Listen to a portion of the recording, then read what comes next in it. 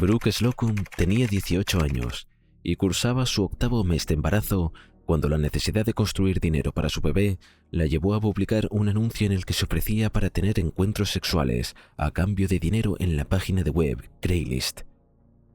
Cuando Braid Ostrike se puso en contacto por su anuncio, Brooke y su pareja Charlie Oppenheim no pudieron evitar sentirse aliviados.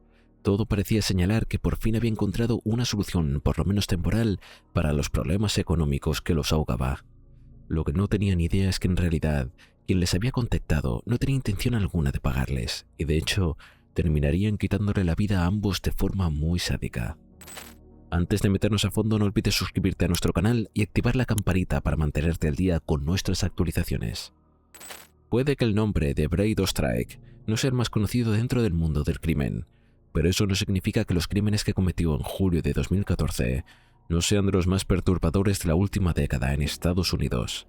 Que fue testigo de cómo este hombre de la ciudad de Wyoming se dedicaba a ser electricista, escondía en realidad una mente oscura y perversa, capaz de abusar, torturar y acabar con la vida de una pareja joven que solo querían iniciar su propia familia. Nacido el 4 de diciembre de 1982 en uno de los suburbios de Wyoming, Michigan, Brady tuvo una infancia de lo más normal y corriente. Su familia de clase acomodada no fue otra cosa más que amorosa con él, que creció entre sus cuidados y en especial los que su madre Christine era un tanto sobreprotectora con él. Desde pequeño, y gracias a la influencia de su madre, Brady desarrolló un especial interés en la época medieval, algo que Christine le había inculcado junto al fervor religioso. Toda la familia era muy creyente, por lo que participaban de forma activa en la iglesia a la que asistían. Asistía a colegios privados de importante renombre, pero aquello no se reflejaba en su comportamiento. Brady no se creía más que nadie por el dinero de su familia, y por el contrario era un niño muy amable y dulce, pero sin embargo su personalidad comenzó a cambiar según fue creciendo. A medida que se iba adentrando en su adolescencia, Brady dejó de ser un niño dulce y tierno que deseaba ser amigo de todos para convertirse en una persona extremadamente reservada. Ya en la secundaria, Brady se volvió alguien completamente solitario. No participaba en las dinámicas sociales de sus compañeros de clase y de hecho apenas socializaba con ellos, por lo que no tenía prácticamente ningún amigo. En lo académico tampoco le iba sobresaliente. Si bien lograba aprobar los cursos, sus notas eran más bien mediocres, por lo que no destacaban en lo más mínimo, lo que también sucedía con varias actividades extracurriculares en las que sus padres le obligaban a participar. Por aquel entonces descubrió refugio en los videojuegos, específicamente en aquellos muy violentos. Por esa misma época descubrió también su gusto por las películas de alto contenido violento, que no tenían reparo en mostrar escenas de lo más sangrientas y violentas. Pese a lo particular de sus gustos, Brady no reflejó en sus actitudes un aumento de la violencia. Por el contrario, al graduarse de la secundaria y cumplir la mayoría de edad, el joven llegó a viajar a Haití y Ucrania, junto con su iglesia religiosa como misionero. Después de pasar un tiempo a ambos países ayudando a la gente de allí, Brady volvió a su hogar y empezó a estudiar el oficio de electricista. Antes de los 20 años, Brady logró obtener un puesto de trabajo como supervisor en una compañía eléctrica que se dedicaba a instalar líneas eléctricas al aire libre. Un trabajo que le dejaba una buena remuneración mensual. Fue así como, siendo todavía muy joven, Brady pudo comprar su primera casa. Por aquel entonces había dejado completamente atrás su timidez y el ser retraído, volviendo a ser una persona amable y divertida, con quien era sencillo establecer una conversación e incluso una amistad. Los primeros años de su juventud entonces estuvieron marcados por el éxito laboral, la amistad con varios colegas de trabajo e incluso una relación romántica con una mujer canadiense a la que había conocido a través de internet. Junto a ella mantuvo un noviazgo de 7 años, en el que prácticamente todas las semanas Brady le enviaba dinero para que ella ahorrara y viajara a Wyoming a visitarlo. Pese a que algunas personas consideraban que la joven se aprovechaba de él, Brady estaba perdidamente enamorado, por lo que ignoraba todos estos comentarios, y de hecho, el chico tenía tanta esperanza en su relación que para su 7º aniversario compró un anillo de diamantes y zafiros valorado en $30,000 y le pidió matrimonio. Su novia aceptó y de inmediato empezaron a planear una boda que finalmente nunca se llevaría a cabo, ya que un mes antes de la ceremonia y fiesta, la mujer se esfumó, dejó de contestar a sus llamadas y mensajes y simplemente Brady dejó de saber de ella. Esto sería un momento clave que marcaría el resto de la vida de Brady Ostrike, que decidió que ya no estaba tan interesado por las relaciones románticas. En su lugar, decidió volver a sus antiguos gustos, aunque esta vez de manera mucho más obsesiva. Con el corazón roto y enojado con la sociedad en general, Brady volvió a buscar refugio en Internet, aunque esta vez lo hizo adentrándose en lugares mucho más oscuros, dando rienda suelta a sus deseos y fantasías más perversas. Ostrike comenzó a visitar comunidades, foros y páginas que se dedicaban exclusivamente a temas como sadomasoquismo, la dominación extrema y los límites de la tortura. En cuestión de muy poco tiempo, Brady se convirtió en un usuario sumamente activo en este tipo de páginas, en las que se relacionaba a personas que tenían gustos similares. De hecho, en esos foros, Ostrike estableció las primeras relaciones con dinámicas de sadomasoquismo y dominación extrema. Se trataba de una especie de roleplay que se transformó rápidamente en una obsesión para él, que pasaba horas y horas todos los días interpretando estos escenarios que creaba alrededor de sus propias fantasías más privadas. Durante un buen tiempo, Brady se limitó a participar de este tipo de interacciones únicamente de manera virtual.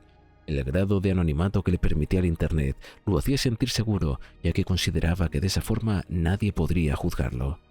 Sin embargo, dedicar tanto tiempo a esta forma específica de socializar con otras personas llevó a que su percepción de la realidad cambiara sustancialmente. Pasó a creer que todas las relaciones humanas eran como las que establecía a través de Internet, es decir, que todas las personas deseaban interactuar con él a base de violencia y control. Y esto llevó a que quisiera dar un paso más y llevar sus fantasías al mundo real, para lo que hizo un plan sádico y calculado de varias fases que acabó en la muerte de la pareja. Su plan inició meses antes de que se pudiera en contacto con ellos, cuando en mayo de 2014 comenzó a acondicionar el sótano de su casa, donde planeaba instalar una especie de mazmorra de tortura sexual. Para conseguirlo, se hizo de un enorme arsenal de armas que iban desde espadas, machetes, pistolas eléctricas hasta ametralladoras, objetos fetichistas tales como esposas, látigos, cadenas y otros elementos, además de lencería y distintos juguetes sexuales. Su obsesión por las armas no era algo nuevo, pero sí un gusto que había mantenido bastante oculto de su círculo más íntimo, a la misma vez que poco a poco iba armando su arsenal, adquiriendo las armas de distintas formas, ya fuesen mercados ilegales o comprándoselas a ladrones. Brady se había completado su colección de armas mucho antes de que la idea de llevar a cabo sus fantasías a la vida real apareciera en su mente. Lo que sí tuvo que comprar para acondicionar su sótano fueron todas las demás elementos, como por ejemplo una jaula para perros, colocó platos de agua también de mascotas dentro y además se las arregló para armar una estructura de cadenas y sogas que tenía como objetivo poder colgar a alguien desde el techo. Extrañamente, el largo proceso de acondicionamiento de su sótano quedó registrado gracias a las 4 cámaras de seguridad que él mismo había instalado allí con el objetivo de vigilar a las personas que iba a llevar allí. El primer vídeo se captó el 5 de mayo de 2014. En él puede verse a Brady limpiando la habitación, llevando algunas cuerdas y cargando 2 pistolas mientras mira fijamente a la cámara. En otra de las cintas, Ostrike aparece probando las sogas y cadenas que anteriormente colgó del techo. En esa misma grabación, el electricista prueba varias de las pistolas eléctricas frente a la cámara para después caminar con un látigo y arma de fuego frente a ella. Son imágenes aterradoras de ver, sobre todo porque estas últimas imágenes fueron grabadas apenas unas horas antes de que se encontrara con Brooke Slocum y Charlie Oppenheim, quienes se convertirían en sus víctimas el 12 de julio de ese mismo año. Para dar con ellos, Brady se creó un usuario de Craigslist, un sitio web de anuncios clasificados que permite a los usuarios publicar de venta de servicios o bienes materiales, que van desde vehículos, inmuebles, electrodomésticos pequeños o, como en el caso de Brooke Slocum y Charlie Oppenheim, publicaciones en las que se ofrece servicios personales a cambio de dinero. Para el momento en que Brooke publicó aquel aviso en Craigslist, tenía 18 años de edad y estaba cursando su 8º mes de embarazo de su novio, unos cuantos años mayor. Charlie Oppenheim tenía 25 años. Aunque eran muy jóvenes y su situación económica no era la mejor, ambos estuvieron de acuerdo en continuar con el embarazo y formar una familia, aunque claro, no era para nada sencillo. Charles o Charlie, como lo llamaban sus amigos y familiares más cercanos, era conocido por su personalidad carismática, positiva y amistosa, que lamentablemente, desde muy corta edad, había tenido que enfrentarse a dificultades económicas. Sin embargo, estaba dispuesto a hacer lo necesario para mejorar su vida y sobre todo la de su novia y el bebé que estaba por nacer. Desde que se había enterado de que sería padre, Charlie había intentado por todos sus medios obtener trabajos para poder mantener a su bebé y su novia. Pero lo cierto es que su sueldo no era suficiente para cubrir los gastos que iniciar una vida significaba. Durante gran parte del embarazo, la pareja buscó decenas de formas de encontrar dinero sin que ninguna de ellas tuviera el resultado que esperaban. Cada vez más desesperados por la necesidad de obtener dinero, fue Brooke quien se le ocurrió la idea de ofrecer ciertos servicios sexuales en Internet para conseguirlo. La chica de 18 años, que fue descrita por las personas que más la conocían como una joven muy conectada con sus sentimientos, que adoraba el arte y tenía muchísimas ganas de transformarse en madre. Cada vez más nerviosa por la falta de dinero, Brooke creó su cuenta en Craigslist y publicó el anuncio. Después de varios días en ese sitio, recibieron contestación de un tal Joe Atmos. A través de un chat privado, este hombre les propuso participar en una especie de rol sexual, donde Brooke tenía que interpretar el papel de una víctima secuestrada, con la cual el hombre deseaba tener relaciones y practicar varias técnicas de sadomasoquismo. Por ayudarlo a cumplir con esta fantasía, Joe Atmos le ofreció una recompensa de $120, una cantidad que Charlie y Brooke no estaban en posición de ignorar. Aunque a Charlie no le agradaba en lo absoluto la idea, por lo que él mismo se aseguró de intercambiar varios mensajes con Joe Atmos y poner ciertas condiciones que le permitieran sentir que su novia estaría segura. Así, Charlie dejó en claro a este hombre que él iba a acompañar a Brooke. Tras varias conversaciones, él y Joe Atmos concluyeron que no había problema siempre y cuando Charlie no interfiriera en lo que iban a hacer. Cuando ambos llegaron a un acuerdo con el que ambos estaban satisfechos, pasaron a planear los detalles del encuentro, teniendo que decidir dónde y cuándo lo harían. Finalmente, decidieron que se iban a encontrar en la madrugada del 13 de julio en el parque Jason Park. La idea es que fueran sumamente discretos y que cuando Joe Atmos estacionara su auto, la pareja se subiera para iniciar con el plan. Joe Atmos, alias Brady Ostrike, llevaba años utilizando en diversos foros y páginas web, y como nosotros ya sabemos, Brady tenía planes muy diferentes a los que había compartido con la pareja.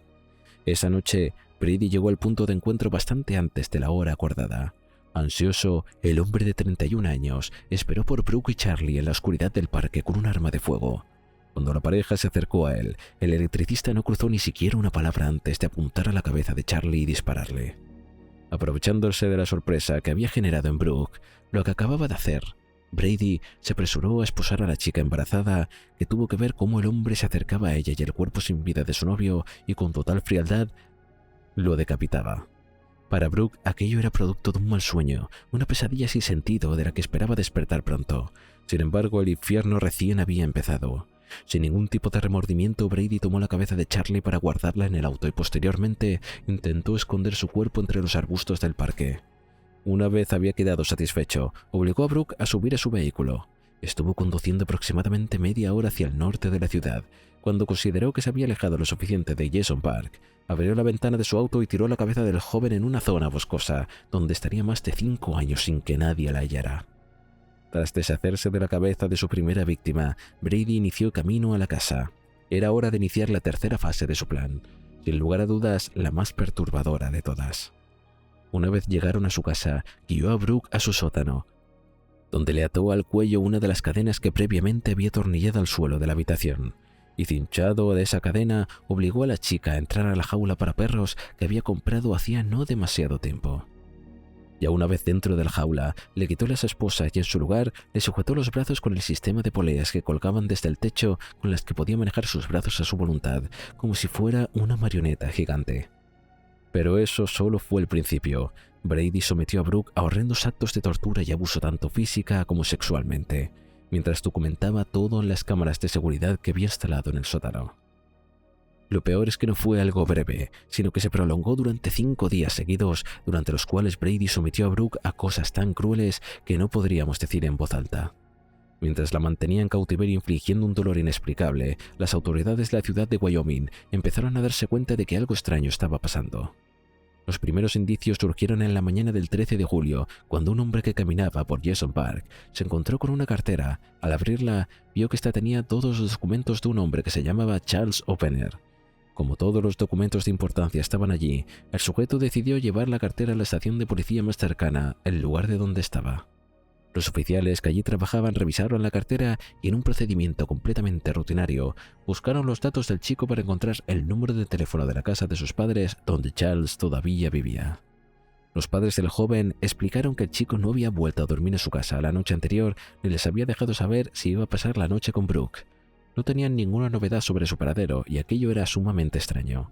Sin embargo, Charlie tenía 25 años de edad, era un adulto, por lo que tenía la libertad de pasar una noche fuera de casa sin que se considerara una desaparición preocupante, aunque las autoridades decidieron seguir teniendo un ojo en su casa. 2 días después de esta conversación telefónica con los padres de Charles, un móvil policial que patrullaba por la zona del parque notó que había un vehículo mal estacionado. Dispuestos a imponer la sanción correspondiente, los agentes de policía detuvieron el móvil para hacerse con el auto y generar un ticket de multa. Fue mientras revisaban los datos del vehículo que notaron que pertenecía al mismo chico que 2 días antes un transeúnte había encontrado en la billetera. Era el auto de Charles. Habiendo pasado más de 48 horas desde la última vez que los padres de Charlie habían tenido alguna novedad de su hijo, estos ya habían radicado la denuncia por su desaparición. Eso, en conjunto con su auto abandonado en el mismo parque en el que había aparecido su cartera, llevó a que la policía decidiera iniciar un operativo de búsqueda en ese mismo lugar. Ese mismo día, 15 de julio, después de un buen rato de búsqueda en Jason Park, un grupo de oficiales que buscaban por Charlie percibieron un fuerte hedor que los guió hasta unos arbustos.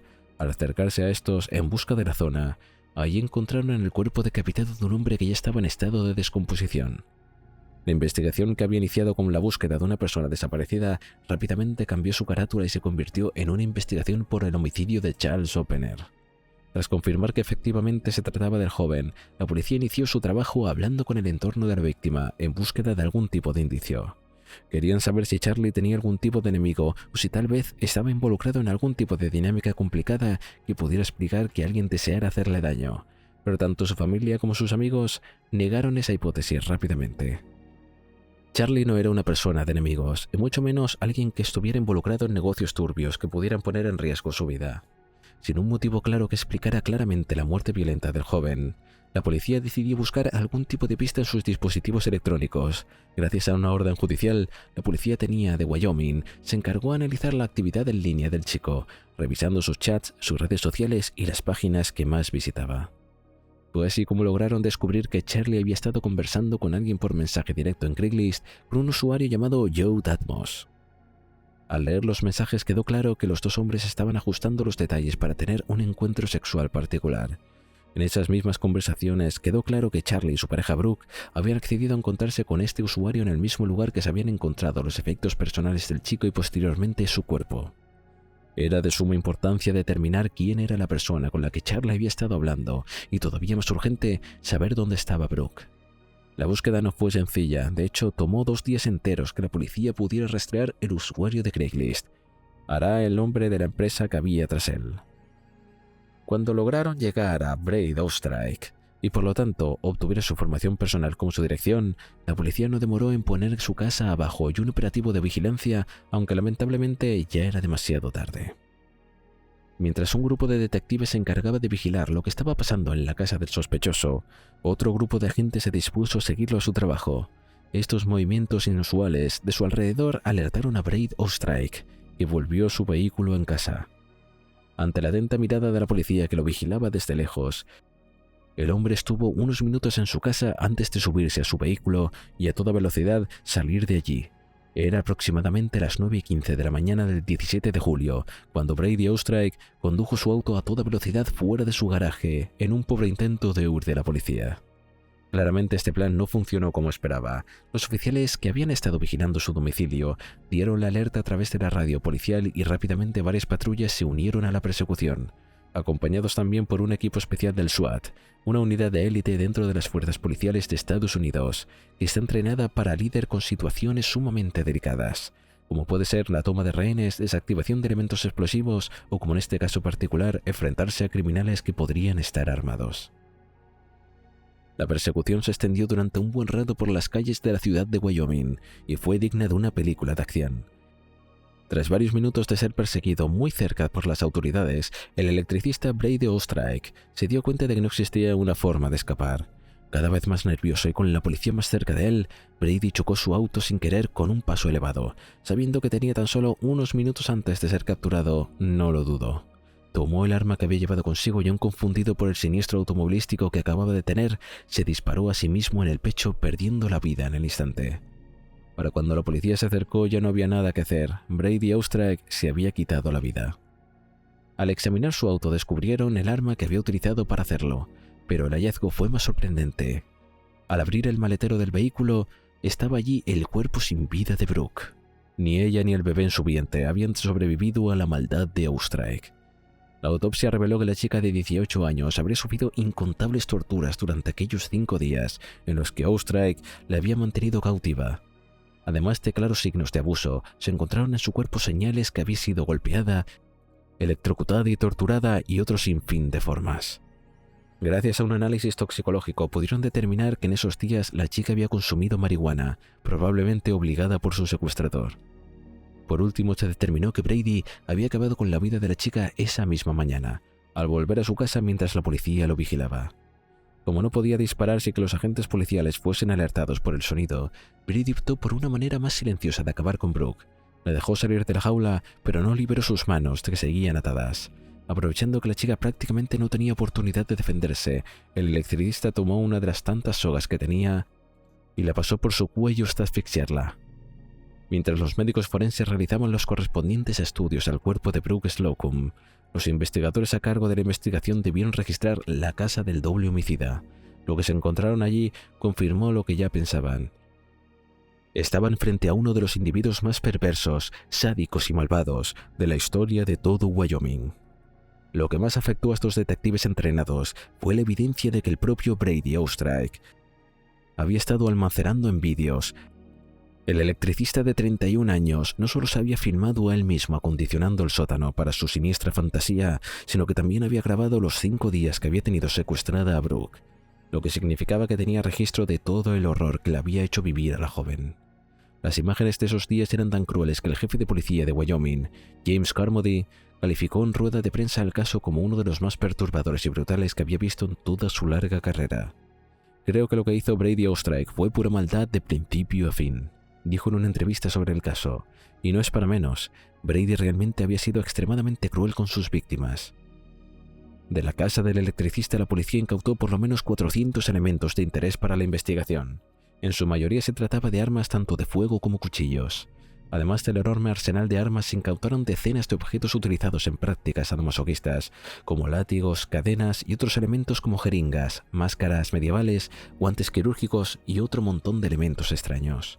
Lo más curioso, sin embargo, era un documento redactando en forma de contrato que decía ser un contrato de esclava sexual, escrito a mano, y tenía una larga lista de cláusulas en las que figuraba cosas como «debo obedecer a mi amo» y «el placer debo ganarlo».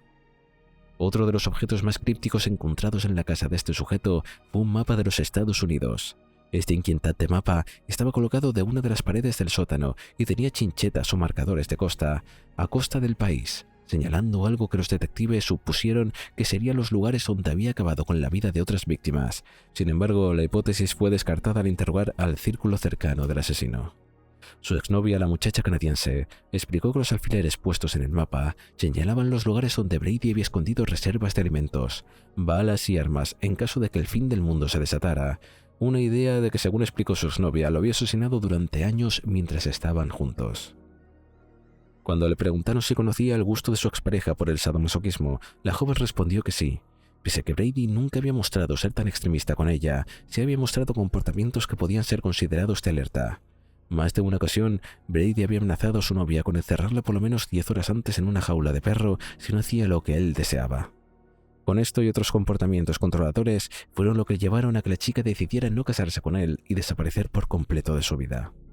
En cuanto a los amigos de Brady, estos tenían opiniones cruzadas. Algunos, como Nicholas Feiling, un compañero de trabajo que había vivido con Oostreich durante un tiempo, declaró que siempre había considerado al asesino como un sujeto extraño. Según lo que Feiling dijo, Brady tenía un carácter muy especial que tendía a la ira, volviéndose muy agresivo cuando se enojaba. Además, en entrevistas con algunos medios de prensa, Nicholas contó cómo tanto el comportamiento del electricista fue volviéndose paulatinamente más extraño a medida que se obsesionaba con la idea del fin del mundo. Narró cómo, por ejemplo, Brady Oostreich empezó a orinar en botellas y apenas salir de su habitación donde estaba la computadora después de la ruptura, pues esa conducta tan extraña que hizo a Nicholas decidir mudarse. Por otra parte, colegas y amigos de Brady como Andrew Weiner tenían una percepción completamente diferente de su amigo. Frente a la policía y también a la prensa, declaró que el homicida era muy buena persona, una persona muy amigable, accesible y que estaba lejos de tener una personalidad ruda. Se preocupaba por la gente y era sólido con sus creencias, declaró. Pero la verdad es que las acciones de Brady hacen que sea tan complicado creer en su palabra, que después de todo el electricista pasó 2 meses de cómo llevar a cabo una fantasía llena de perversidad y sadismo. No contento con ello, Brady acabó con la vida de 2 jóvenes inocentes y la de su bebé, a quien no le quitó la posibilidad de nacer. Hasta el día de hoy, 10 años después, es complicado encontrar un caso tan macabro y oscuro como este, en el que el asesino no solo torturó, asesinó y abusó de una chica embarazada que solo buscaba conseguir dinero para la familia que estaba por armar con su novio, sino que también documentó todo el proceso, probablemente para revivirlo más adelante y seguir sacando provecho de sus horribles actos.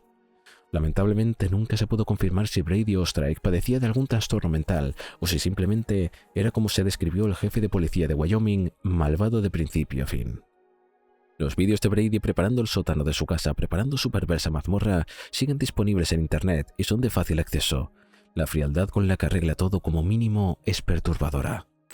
¿Habéis escuchado alguna vez este caso? ¿Crees que es una persona capaz de idear un plan tan metódico y cruel como el de Brady Ostrike llevó a cabo por tener una personalidad buena como su mejor amigo dijo? ¿O crees que era una fachada para esconder quién realmente era y lo perverso de su mente? Si llegaste hasta aquí no puedes perderte el vídeo en pantalla. Nos vemos allí.